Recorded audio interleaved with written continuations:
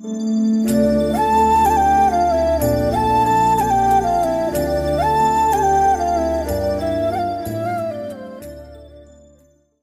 Guys, welcome back to లక్కీనరీ YouTube channel అండి. అందరికీ నమస్కారం. సో ఈరోజు రెసిపీ వచ్చేసి ఎంతో టేస్టీ అయిన డెలిషియస్గా నేతితో చేసిన బెల్లపు సున్నుండనండి. మరి ఆంధ్ర సైడ్ వాళ్ళైతే దీన్ని మినప లడ్డు అని కూడా అంటారు. ఎంతో ఈజీగా అండ్ క్విక్గా అయిపోయే స్వీట్ అండి. సో ఎవరికైనా కాళ్ళు నొప్పులు, కాళ్ళు సలుపులు ఇలా ఏమైనా ఉంటే ఇది డైలీ ఒక్కటి తిన్నా కూడా ఆ నొప్పులు కానీ సలుపులు కానీ ఏది ఉండదండి. ఇంకెందుకు ఆలస్యమండి, ఇంకా ప్రాసెస్కి కావాల్సిన ఐటమ్స్ ఏదో చూసేద్దామా? Let's get start. నేను ఫస్ట్ స్టవ్ ఆన్ చేసేసి కడాయి పెట్టేసుకుంటున్నానండి. మీ దగ్గర ఏ కడాయి అయితే మందంగా ఉంటుందో అది యూజ్ చేసుకోండి. కడాయి హీట్ అయ్యాక మనం మినప్పప్పుని యాడ్ చేసేసుకుందాము. నేనైతే ఒక బౌల్ అనేది మినప్పప్పు తీసుకున్నానండి. 1/2 kg మినప్పప్పు అనేది నేను తీసుకున్నాను. దాంట్లోకి కొన్ని పొట్టు తీని కూడా తీసుకున్నానండి. నేను ఫస్ట్ పొట్టు లేని దాన్ని మంచిగా నీట్గా వాటిని ప్యాన్ మీద రోస్ట్ చేసుకుంటున్నాను. మంచిగా మీరు ఈ విధంగా మాడిపోకుండా గరిటెతో కలబెడుతూ ఉండండి. మినప్పప్పుని బ్రౌన్ కలర్ వచ్చేంత దాకా మంచిగా రోస్ట్ చేసుకోవాలండి.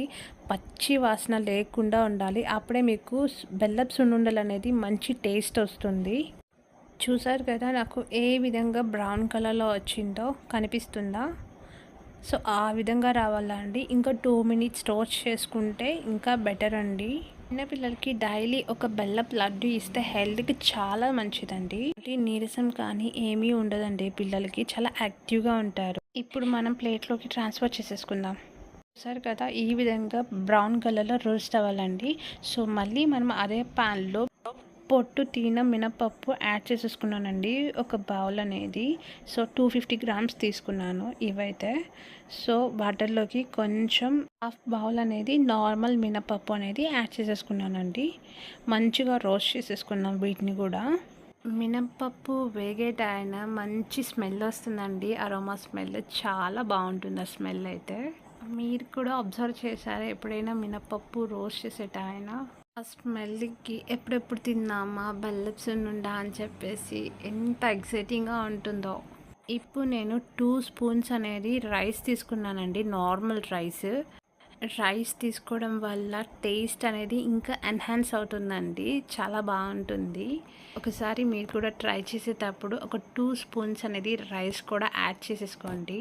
దీన్ని కూడా ఇప్పుడు బ్రౌన్ కలర్ వచ్చేంత వరకు మంచిగా రోస్ట్ చేసుకోండి. చూడండి మంచిగా రోస్ట్ అయిపోయాయి. సో నేను వాటిని కూడా ప్లేట్లోకి అనేది ట్రాన్స్ఫర్ చేసేసుకున్నాను. ఇప్పుడు అవి కొంచెం చల్లార పట్టేసుకొని తర్వాత ఫైన్ పౌడర్గా మిక్సీ పట్టేసుకున్నాము. ఇప్పుడు నేను 2 cups అనేది బెల్లం తీసుకున్నానండి.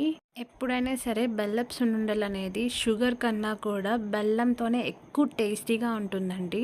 సో తప్పకుండా మీరు బెల్లంతో ట్రై చేయండి. సో నేను ఫస్ట్ అనేది ఈ విధంగా ఫైన్ పౌడర్గా పట్టేసుకుంటున్నానండి. చూసారు కదండి ఈ విధంగా ఫైన్ పౌడర్ అనేది పట్టేసుకున్నాను నేను. దీంట్లోకి ఇప్పుడు నేను 2 cups అనేది బెల్లం అనేది యాడ్ చేసేసుకుంటున్నానండి. నేను ఏ కప్తో అయితే మినప్పప్పు తీసుకున్నాను అదే కప్పుతో నేను బెల్లం కూడా 2 cups అనేది తీసేసుకుంటున్నానండి. మీకు ఎంత స్వీట్ అయితే కావాలో అంత బెల్లం అనేది మీరు ఒకసారి టేస్ట్ చేసి యాడ్ చేసేసుకోండి. ఇప్పుడు ఈ మినప్పప్పు పౌడర్ అలాగే బెల్లం ఒకసారి మళ్ళీ మిక్సీ పట్టేసుకుందాము. గరిటెతో ఫస్ట్ అనేది మంచిగా మిక్స్ అయ్యేలాగా కలపండి. ఆ తర్వాత ఒకసారి ఫైన్ పౌడర్ లాగా పట్టేసుకుంటాం. చూసారు కదా ఈ విధంగా ఫైన్ పౌడర్ చేసి పెట్టేసుకోవాలండి. ఇప్పుడు మనం నెయ్యిని యాడ్ చేసుకుందామండి. ఏ కప్తో అయితే బెల్లం తీసుకున్నానో అదే కప్తో నెయ్యిని కూడా తీసేసుకున్నానండి. నెయ్యి కూడా వేడి నెయ్యి మాత్రమే తీసుకోవాలండి. చల్లగా ఉండే నెయ్యి తీసుకుంటే మీకు టేస్ట్ అనేది అంతగా రాదు. వేడిగా ముందు కాగపెట్టేసి ఆ తర్వాత నెయ్యిని అనేది తీసుకోండి.